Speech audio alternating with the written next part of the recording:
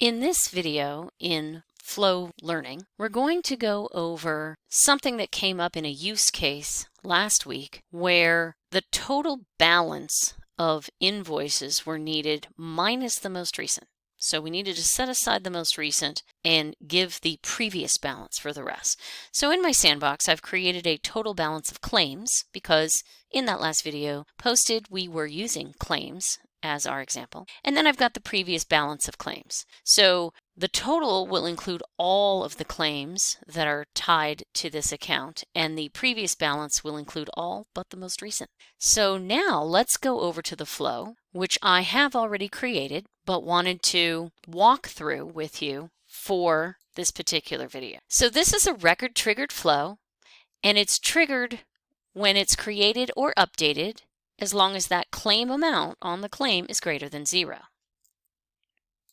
And then the flow gets a collection, gets all the claims. Hey, go find me all the claims for the account where the account is the same as the record that triggered the flow. And I'm storing all fields.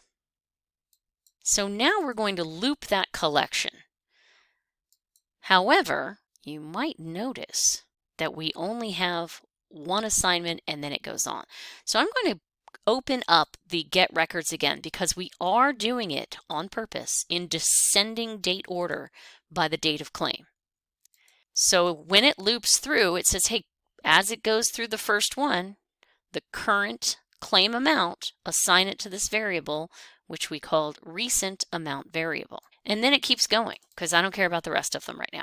Now I'm going to loop that same set of claims, but in this assignment, it's taking the current claim amount and adding it to the total balance of claims variable that we created. And that is actually going to loop every time, so it adds all of them up, where this one just gave us the most recent descending first one. And then when we update the account, the previous balance becomes a formula, which we'll show you in a moment. And the total balance of claims is the variable in our second loop where we assign and add all of the amounts. So let's peek at that formula here. And we're taking the total balance of claims minus off that first most recent one so that we get all the previous claims. Now let's see it in action. I can click over to the front side here and you can see that I haven't done anything on this particular account yet, and I'm going to create a few claims.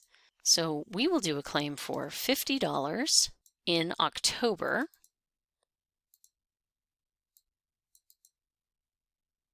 And save and new, I'm going to do $25 in November. Oh, I went the other way, November. And now $10 in December. And as you can see, it's taken all of the claims, 75 are the earlier ones, minus 10 is the newest one, and given us the previous total balance and then the outstanding total balance.